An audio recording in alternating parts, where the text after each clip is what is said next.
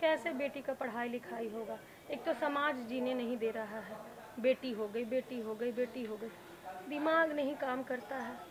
कैसे उसका पढ़ाई लिखाई करवाएंगे? कैसे उसको इस समाज में ऊंचा दर्जा दिलाएंगे? हे भगवान, कुछ तो राह दिखाओ। दो दो बेटी है। अरे क्या हुआ, किससे बड़बड़ा रही हो? अरे आप कब आए? ये पूरा घर हम खोज लिए, आज तुम यहाँ बैठ के बकर बकर कर रही हो, क्या बात है? कोई परेशानी है क्या? अरे का कहें, आप तो जानते हैं ये समाज जो है, जब घर से निकलो दूगो बेटी है, सास जो है बेटी है, वह बेटी है, और एगो आप हैं, कोई काम धाम नहीं करते हैं। अरे बेटी को पढ़ाना लिखाना तो है ना। वो तो सब ठीक है, लेकिन तुम ये क्या बोल रहे हो काम धाम नहीं करते हैं? हम काम धाम करते हैं, आप बेटी के बारे में सोचते भी हैं। अब वैसे भी करना क्या है, दूगो बेटी है, बड़ी होगी, शादी करके दूसरा घर में चल जाएगी, आओ का ये चलते आपसे झगड़ा हमको होता है। जो हम किए वही चीज वो न करे कि कल को शादी करके उसको भेज दे। हमको पढ़ाना लिखाना है अपनी बेटी को, उसका भविष्य बनाना है, समाज में उसको ऊंचा दर्जा दिलाना है, ना कि ऐसे ही शादी करके भेज दे। कल को फिर उसका उसको भी समाज में लोग कहेगा बेटी है, बेटी है। कुछ ऐसा आप उपाय कीजिए कि जिससे हमारी बेटी पढ़े और लिखे, जिससे कि वो समाज में कुछ बनकर लोगों को ये जागरूकता करे कि देखो इसकी बेटी पढ़कर डॉक्टर बनी, इंजीनियर बनी, कुछ बढ़िया काम की। हम समझ गए तुम्हारा बात। अच्छा तो देखो, इसमें परेशान होने का जरूरत नहीं है। परेशान ना हो तो का हो, कहाँ से जानकारी मिलेगा, क्या करेंगे हम लोग? अरे तो जानकारी का ना बात है। देखो इन्हें नेता को वो मुन्ना भी हमको मिले थे ना 3-4 दिन पहले, तो वो मुन्ना भी आप बोले थे ना कि कोई सारिका मैडम है। अच्छा। एगो बात और बोले थे कि बेटी बचाओ बेटी पढ़ाओ कोई अभियान योजना ऐसे कुछ बता रहे थे। हाँ तब तो हमको लगता है ना कि सारिका मैडम के पास हम लोग को चलना चाहिए। हुआ पर हम लोग को सारा जानकारी मिल जाएगा। आई तुम जो परेशान मत हो, तुम जल्दी से जाओ, एक कप चाय बना के ले आओ। देखिए चाय वाय बाद में पीजिएगा, पहले हमको जानकारी दीजिए। हम दिन रात न दिन सोते हैं न रात सोते हैं अपनी बेटी की चिंता में। हाँ अभी चलिए, चलिए चलो। तुम तो झूठ हड़बड़ा रही थी। अरे हड़बड़ाए नहीं, बात है बेटी की शिक्षा का, उसको कैसे पढ़ाया लिखाए। चलिए चलिए जल्दी चलिए, लेट मत करिए। चलो चलो चलिए, बैठो बैठो बैठो। बताइए, मैडम भी आई हुई हैं। प्रणाम मैडम। प्रणाम मैडम। मैडम बेटी को लेकर बहुत ज़्यादा परेशान है। हाँ मैडम, मेरी बेटी को लेकर यही जी। फिर से एक्शन। अरे हम लोग तो इतना देर हो गया ना, तुम तो झूठ पे परेशान हो रही है। अरे परेशानी का बात है भाई, बेटी का शिक्षा का बात है। चलिए चलिए चलो चलो। अरे प्रणाम मैडम। प्रणाम मैडम। कैसे हैं आप लोग? मैम बहुत अच्छे हैं। बहुत अच्छे हैं मैडम। मैडम आपके बारे में हम सुने हैं, तो आप लगता है कि इसका परेशानी आप दूर कर दीजिएगा। ये बेटी को लेकर बहुत ज़्यादा परेशान है। क्यों? पहले मैडम का परिचय तो बताइए। आप परिचय मैडम, हम तो आपके बारे में खाली नाम ही सुने हैं। मैडम आप अपना परिचय आप दे दीजिए। मेरा नाम सारिका है और हम एजुकेशन एक्सपर्ट हैं बिहार गवर्नमेंट। अच्छा वो जो हरिकृष्ण जी एगो थे मुन्ना भैया करके, तो वो बोले थे सारिका मैडम है, तो इसीलिए हम आपके पास आए हैं। जी परेशानी बताइए, क्यों परेशान हैं आप लोग? मैडम मुझे ये जानकारी लेनी है कि जो बेटी पढ़ाओ बेटी बचाओ का जो ये अभियान है, जैसा कि अभी भैया ने, दीपक भैया ने मुझे बताया, तो ये अभियान में, इस योजना में क्या क्या, मतलब बच्चियों के लिए क्या क्या है? एक्चुअली ये योजना खास करके सिर्फ और सिर्फ बालिकाओं के लिए। अच्छा। इसमें बालिकाओं की जो स्थिति है आज के डेट में समाज में जो हम लोग फेस कर रहे हैं, तो सरकार की कोशिश है कि हम हर तबके में समाज के हर वर्ग के उन महिलाओं को खास करके जिनकी स्थिति अभी बहुत सही नहीं है, तो उस घर में अगर कन्या पैदा होती हैं तो लोग मातम बनाते हैं एक तरह से। जी। उनकी आर्थिक सामाजिक स्थिति उतनी अच्छी नहीं है कि वो समाज में एकरूपता के साथ जी सके या फिर जो चाहती हैं वो काम कर सके। तो जब कन्या पैदा होती है घर में, अगर उसका जन्म होता है, तो कन्या का जन्म लेना और दुख का सैलाब आना जैसी एक किंवदंती है कि यहाँ अब हमारी किस्मत ही खराब है, खराब हो गई हमारे है। यहाँ किसी लड़की का जन्म हो गया है तो अब हम क्या करेंगे। ये बात का तो मैम हमारे घर में या फिर हमारे समाज में बहुत हमको देखने को मिला, क्योंकि मेरी भी 2 बेटी है। अच्छा। तो अब इस चीज़ को लेके मैं बहुत चिंतित रहती हूँ कि अब समाज में मेरी बेटी को वो इज्जत, जैसे कि लोग क्या इसके हाथ इसकी तो 2 बेटी है, तो उस चीज़ को लेके मुझे बहुत फील होता है, बहुत अपने अंदर से लगता है कि नहीं, मुझे अपनी बेटी को इतना सशक्त बनाना है और इसको सशक्त बनाने के लिए मैं क्या कर सकूँ, इसीलिए को लेके मैं बहुत चिंतित रही। तो इन भैया ने बोला तो ये आप बात बता रही हैं। अच्छा मैडम, ये जो आपने बताया बेटी बचाओ बेटी पढ़ाओ, ये अभियान कब शुरू हुआ था और इसका क्या मतलब मकसद है, क्या योजना है इस अभियान? बहुत सही है, क्योंकि जब गर्ल चाइल्ड घर में अभी जब होती है तो सबसे बड़ी समस्या जो खड़ी होती है वो होती है गार्जियन की, पेरेंट्स के लिए बहुत बड़ी समस्या उसकी शादी और शिक्षा, ये 2 विकराल रूप में नज़र आती है। क्योंकि शिक्षा की स्थिति जो जैसे अभी दिख रही है आज के तारीख में, तो ऐसे में कुछ तो कि उसको पढ़ाना बहुत महंगा है, बहुत कॉस्टली प्रोसेस है। उसके बाद एजुकेशन ऐसा नहीं है कि आप with in time frame complete कर लेंगे। इसमें आप किस डायरेक्शन में जाना चाहते हैं, बच्चे की परवरिश किस तरीके से हो रही है, तो इन सारी समस्याओं को देखते हुए, क्योंकि सामाजिक स्थिति हमारी तभी सुधर सकती है पूरे देश की, पूरे राष्ट्र की, जबकि हम गर्ल चाइल्ड को सपोर्ट करेंगे कि आज का बच्चा कल का भविष्य है। तो हम अपने कल के भविष्य का जो प्रिपरेशन है वो आज करेंगे, तभी हमारी आज की तैयारी कल के समस्याओं का समाधान करने में सक्षम हो पाएगी। तो हम इस संदर्भ में अगर बात करें तो भारत सरकार की एक बहुत अच्छी कोशिश है और इसकी शुरुआत 22 जनवरी 2015 में हुई। हरियाणा में। हरियाणा में सबसे पहले इसको लॉन्च किया गया और वहाँ पर ये कोशिश थी सरकार की, खास करके महिलाओं के शिक्षा के क्षेत्र की बात अगर करें तो गर्ल चाइल्ड के लिए स्पेशली जो जन्म से लेकर के 10 साल तक की कन्याएं हैं समाज में, तो हर घर की बेटी जो है वो इस शिक्षा का से जो हमारा ये योजना हमारी जो चल रही है और शिक्षा की जो स्थिति है उसमें वो समाहित हो सके और इस योजना का अधिक से अधिक लाभ उसको मिल सके, इस कोशिश को के लिए ये योजना यहाँ पर लाया गया। और ये पूरी योजना सामाजिक स्थिति के बेहतरी के लिए लाई गई है। तो ये हमारे लिए बहुत ज़रूरी है कि हम इस योजना को तरीके से समझें। मैडम, तो हमनी तो गांव घर के लोग हैं, आई गांव में तो आप जानबे करती हैं, बेटी पैदा होने पर लोग तरह तरह की बात करते हैं, भाई क्या पढ़ाओगे, शादी ब्याह करके दूसरे घर चल जाएगी। तो ये जो लोगों के मन में जो बात है, तो ये योजना से क्या बदलाव हम समाज में मैडम ये जो सरकार की योजना, इससे क्या बदलाव होगा? देखिए, योजना में सबसे पहले तो ये सरकार ही पहले से प्लान करके रखी है कि गर्ल चाइल्ड के लिए समस्या कौन कौन सी आती है, ये सरकार ने पहले ही फाइंड आउट कर लिया है। उसमें है पहला शिक्षा, पहली जो समस्या है, और दूसरा उसकी शादी। तो गर्ल चाइल्ड के आते ही घर में जैसे जन्म लेते ही शुरू हो जाती है समस्या की शादी इसकी कैसे होगी, दहेज कैसे देंगे, और इसकी शिक्षा की अगर बात करें तो आर्थिक स्थिति हमारी कैसी है, और कहीं ना कहीं इस समस्या से हमको सफ़र करना पड़ेगा। हो सकता है कि पेरेंट्स के पास उतना पैसा नहीं है तो हम उसको उस शिक्षा के उस स्तर तक नहीं पहुंचा पाएँ जहां तक कि हमारा बच्चा डिजर्व करता है, उसकी जो आवश्यकता है उसकी पूर्ति हम नहीं कर पाएँ। तो इन्हीं समस्याओं को ध्यान में रखते हुए इस योजना का आयोजन जो किया गया वो लागू किया गया है इसको। और सरकार की कोशिश है कि जो गर्ल चाइल्ड हमारे जिस भी किसी परिवार में अगर बच्ची पैदा हुई है तो उस बच्ची के एकदम जन्म के साथ ही से लेकर के 10 साल तक आप पहले उसके लिए इस योजना के तहत उसका एक अकाउंट खुलवा दें। अच्छा। और उस अकाउंट में आप प्रति महीने हर महीने आप 1000 रुपया जमा करें। अच्छा। तो आप जब जमा करते चले जाएंगे तो देखेंगे कि 1 साल में 12 महीने में 12,000 रुपया जमा हो जाता है। और इसको आप अगर चले जाएं आप उसके 18 साल होने तक, तो जैसे जैसे वो बच्ची बड़ी होती जाएगी तो कुछ सरकार का सपोर्ट होगा और कुछ जो आपके जमा राशि जो है वो तरीके से आपको सक्षम कर पाएगी उसके शिक्षा और उसकी शादी के लिए। तो ये आप अगर देखें तो वो 68,000 रुपया तो ऐसे ही आपको नज़र आ रहा है, और वो 6 लाख के करीब आप उसकी शादी के समय और उसके शिक्षा के लिए आप निकाल सकते हैं। तो ये बहुत अच्छी कोशिश है कि आर्थिक रूप से आप इसको सपोर्ट कर पाएं। ये मैडम, तो आपने तो बहुत बढ़िया बात बताया, लेकिन मैडम इसके लिए करना क्या होगा, मतलब कहाँ जाकर रजिस्ट्रेशन कराएंगे, आप पैसा कहाँ जमा करेंगे, अकाउंट कैसे खुलेगा, ये थोड़ा बता दीजिए मैडम।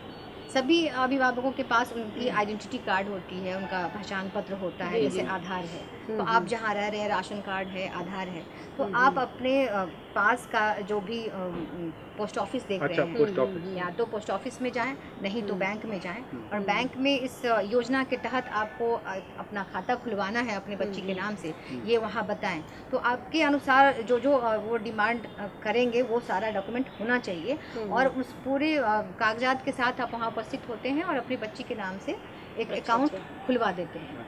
ये तो मैडम आपने बहुत अच्छी जानकारी दी कि बच्चे के नाम पे कुछ पैसा ये रखें और सरकार भी उसमें मदद करेगी।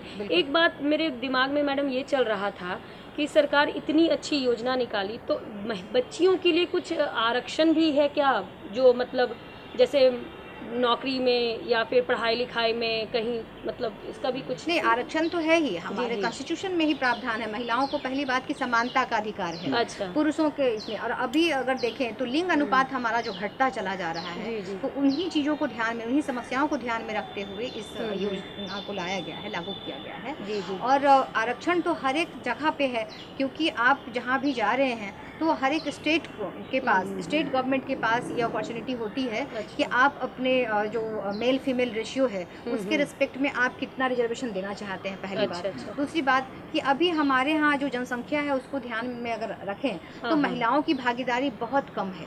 तो जो होना चाहिए स्वतंत्रता के बाद से, अगर हम देखें विकास की गति को, तो उसमें महिलाएं अभी तक बहुत हद तक पिछड़ी हुई हैं, बहुत सारे क्षेत्रों में हैं।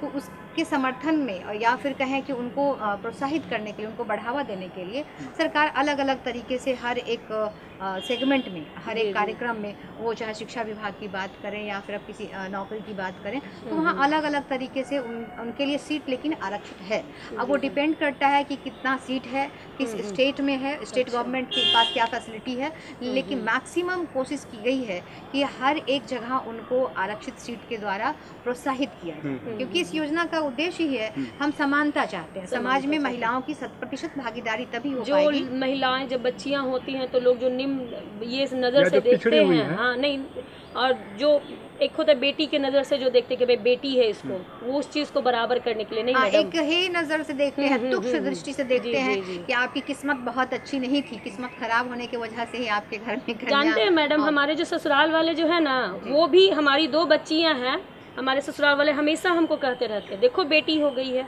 2 बेटी हो गई। तो इसलिए मैडम मुझे बहुत चिंता होता है कि हम अपनी बेटी का उत्थान के लिए क्या क्या सरकार की, हम लोग उतना सक्षम नहीं है। हम तो चाहते हैं कि सरकार की कुछ योजना ऐसे मिले कि जिससे हम लाभ उठा सके।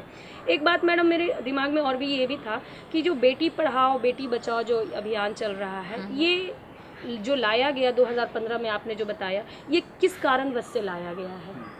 सामाजिक स्थिति को अगर हम देखें तो चाहे किसी भी राज्य की बात करें, पूरे भारतवर्ष में हर एक राज्य में कमोबेश वही स्थिति है महिलाओं की। और जैसा आप बता रही हैं कि आप खुद भी अभी भुक्तभोगी हैं कि आपके पास अगर बेटी है, 2 बेटियां हैं, तो समाज परिवार सबका सब आपको ही प्रताड़ित करता है, या फिर आपको ही वो बातें सुननी पड़ती हैं क्योंकि तुम्हारी गलती से ही बेटी हुई है, जबकि ऐसी कोई बात नहीं है।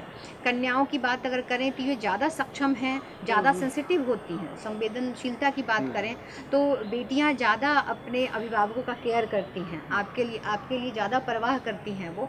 तो वैसी स्थिति में अगर देखें तो समाज की एक मानसिकता है, बीमार मानसिकता का परिचायक है कि हम महिला और पुरुष में भेद करते हैं, या फिर गर्ल चाइल्ड को हम इस तरीके से देखते हैं कि किसी महिला को 1 या 2 बेटी हो गई है तो उसकी किस्मत खराब है, या फिर हमारी किस्मत खराब है, हम पैसे कहाँ से लाएंगे।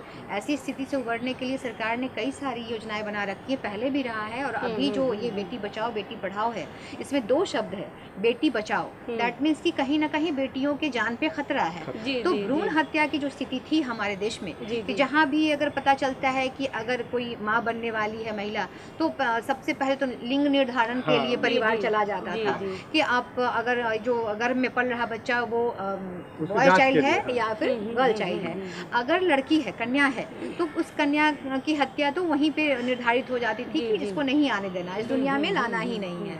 और मानसिकता ऐसी हो रखी है समाज की कि हम बॉय चाइल्ड के लिए ही वेलकम करते हैं, क्योंकि वो परिवार का, खानदान का वो नाम रोशन करेगा, वो मेरे बारिश को जो है बारिश समझा जाता है। जी जी जी। तो आप बारिश के रूप में ना देखें इसको। यहाँ पर समानता की अगर बात करें, हमारा कॉन्स्टिट्यूशन भी यही कहता है कि महिला और पुरुष में कोई भेद नहीं है, दोनों की आवश्यकताएं ऑलमोस्ट सेम है, दोनों का कार्य क्षेत्र अगर आप देखेंगे तो दोनों के मिलने से, दोनों के सहयोग से समाज प्रगति कर रहा है। संतति एक ऐसी चीज है जिसमें किसी एक लिंग को आप प्रधानता नहीं दे सकते हैं। बहुत जरूरी है कि हम महिलाओं की भी भागीदारी को उतना ही महत्व दें जितना कि पुरुषों की भागीदारी को।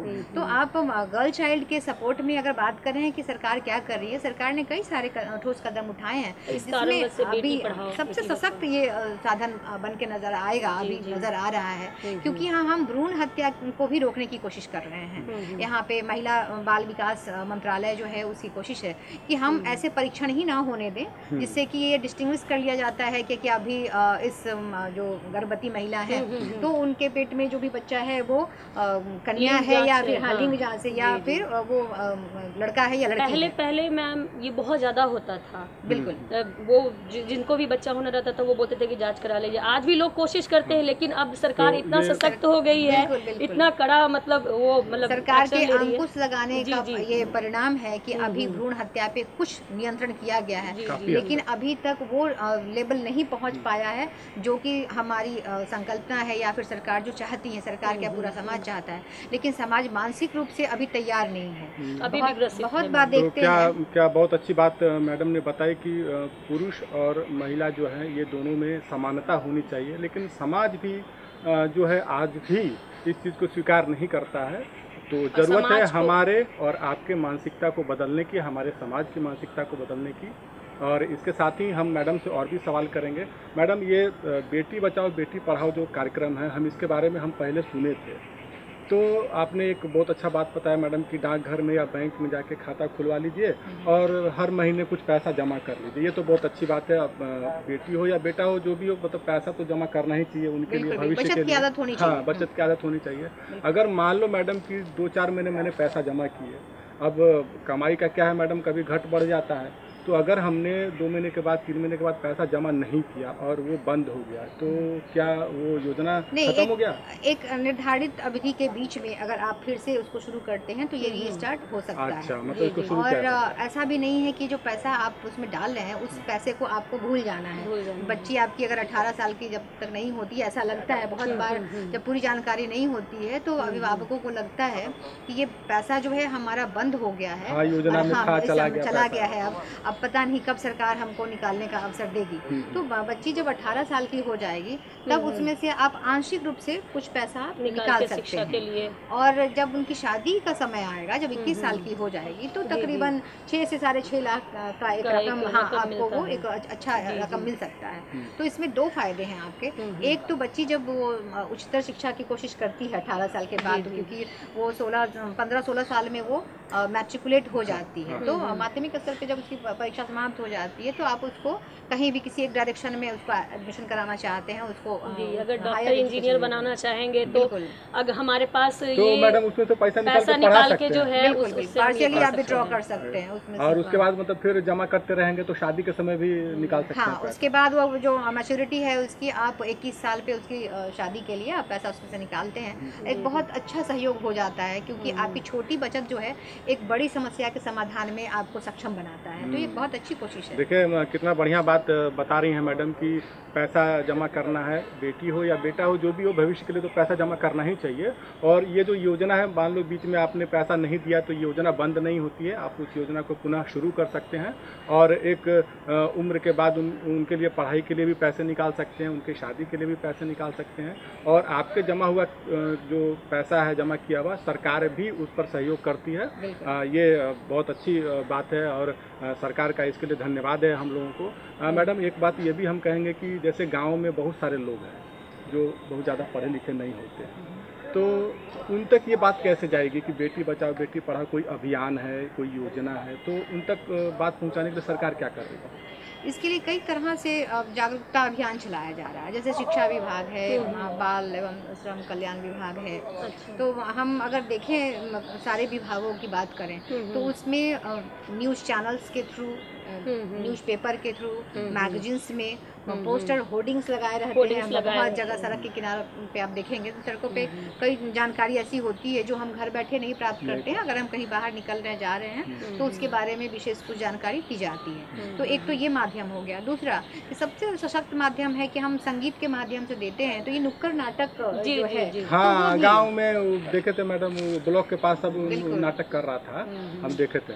तो वो नुक्कड़ नाटक हर एक ब्लॉक में अलग अलग तरीके से वहाँ जा करके उसमें एक कैंपेन के द्वारा हम समाज के उन सारे तबके को वहाँ एकत्रित कर पाते हैं, क्योंकि एक गाना है, एक मैसेज है, संदेश है। तो उस संदेश के माध्यम से हम अपनी जानकारी को, जो हमारी योजना है उसमें क्या क्या महत्वपूर्ण चीज़ें हमारे लिए रखी गई हैं या फिर हम कैसे लाभान्वित हो सकते हैं, उन सारी विषयों की विशेष जानकारी हम उस नुक्कड़ नाटक के द्वारा देते हैं। तो आप अगर मैगजीन्स को पढ़ते हैं या फिर जो भी अभिभावक पढ़े लिखे नहीं हैं, कम से कम वो टीवी चैनल तो आज के डेट में आप मोबाइल को देखिए तो ICT जो है वो बहुत तरीके से अब हम हर किसी के घर में देखते हैं। तो अब हमारे एक्सेसिबिलिटी की बात अगर करें तो बहुत आसानी से हम वहाँ तक अपनी पहुँच बना लेते हैं। तो मोबाइल के जरिए, मोबाइल में भी बहुत सारे ऐड ऐसे हैं, सरकार की कई सारी योजनाएं हैं और बहुत महत्वपूर्ण जानकारियाँ आपको उपलब्ध हो जाती हैं मोबाइल के थ्रू। तो दर्शकों, अभी आपने देखा मैडम ने इतनी अच्छी जानकारियाँ दी कि सरकार जो है बेटी को पढ़ाने के लिए और उनको बचाने के लिए बहुत सारी योजनाएं निकाली हैं, और वो योजनाएं टीवी, आकाशवाणी, न्यूज़पेपर के माध्यम से आप उसका लाभ उठा सकते हैं। तो चलिए मैडम से एक और जानकारी हम लोग लेते हैं कि मैडम ये बताइए कि बेटी बचाओ बेटी पढ़ाओ जो ये अभियान है, इससे हमें और हमारे दर्शकों को आप एक बढ़िया संदेश दीजिए कि वो जो हमारे समाज में जो बेटियों को लेके जो हीन भावनाएं रखती हैं, उनको एक लेसन जा सके कि हाँ भाई, हम जो बेटी बचाने और बेटी पढ़ाने को लेकर। पहली बात तो दर्शकों से हम यही कहना चाहेंगे कि अभी 2 बेटियां बैठी हैं। हम लोग भी अपने घर में जब हमारी 2 बेटियां भी पैदा हुई होंगी, जो हमारा जन्म हुआ होगा, तो अभिभावक भी शायद उस समय कुछ ऐसा सोचते होंगे। लेकिन ज़रूरी नहीं है कि आपकी जो भी सोच है वो बहुत सही है। ज़रूरत है कि हम समानता के स्तर पे सबको देखें, एक साथ लाएं, एक प्लेटफॉर्म पे खड़े हों। और बचत की आदत जैसे इस योजना का एक महत्वपूर्ण पार्ट है। और दूसरा कि आप अपनी योग्यता के अनुसार अपनी जो शिक्षा स्तर है उसको उसके अकॉर्डिंगली चलने दें, उसके अनुसार बालिका शिक्षा को इस तरीके से लाएं जिससे कि आपका परिवार तो लाभान्वित हो ही, साथ ही साथ समाज और पूरा देश लाभान्वित हो सके। क्योंकि एक महिला अगर, एक लड़की अगर शिक्षित होती है तो पूरा परिवार शिक्षित होता है, और एक पुरुष अगर शिक्षित होता है तो एक व्यक्ति शिक्षित होता है। तो पूरे समाज के लिए एक बहुत बड़ा उदाहरण है कि महिला कितना महत्व रखती है पूरे परिवार, समाज और देश के लिए। तो ये बहुत हमारी तरफ से आप सभी को, जिनके घर में कन्याएं हैं, आपको ढेर सारी शुभकामना। और आप इन शिक्षा के महत्व को बिल्कुल अपनाएं, समझें और ये लागू करें। सिर्फ इसलिए योजना ना चलाई जाए कि सरकार ने चलाए हैं, इसको पढ़ के सुन के बैठ जाना है। इसका लाभ हर व्यक्ति को उठाना है, ये हमारी गुजारिश है आप सभी से। तो दर्शकों, आप ज़रूर से, अब जब सरकार सोच रही है बेटी के उत्थान के लिए, उनके बचाव के लिए, तो हम परिवार और हम समाज इसके बारे में क्यों ना सोचें। बिल्कुल। तो हम, जब सरकार जो है वो हम लोग के बारे में इतना सोच रही है, तो हमें भी इसको अपने जीवन में लाएं और अपनी बेटी को एक समाज में ऊंचा दर्जा दें। तो मैडम आपको बहुत बहुत धन्यवाद कि इतनी हमारा तो सारा परेशानियां दूर हो गया। ही तो घरे माथा एकदम हम बहुत चिंतित रहते थे। मेरी सासू माँ कहती थी अभी से पैसा जमा करना शुरू कर दो, बेटी के शादी में काम आएगा, ऐसे ताना मिलता है मैडम। तो अभी मेरी सारी परेशानियां हल हो गई कि सरकार जब इतना सोच रही है हमारी, तो इस लाभ को हम लाभ को उठाएं और जागरूक फैलाएं। बता भी देंगे कि भाई ऐसा योजना चल रहा है, तुम भी इसका फायदा उठाओ, है ना। तो देखे आप लोग कि हमारी मैडम इतनी अच्छी जानकारियाँ हम लोगों को दी। फिर भी आपके मन में किसी भी तरह का सवाल आ रहा होगा या आप हमसे कुछ पूछना चाह रहे हैं, तो आप हमें हमारे पते पर लिख सकते हैं। तो जल्दी जल्दी कागज़ कलम उठाइए और हमारा पता नोट कीजिए। हमारा पता है कार्यक्रम गाँव घर, निदेशक दूरदर्शन केंद्र, फ्रेजर रोड, पटना 8,01,। और हमारा ईमेल आईडी है directordk patna@gmail.com।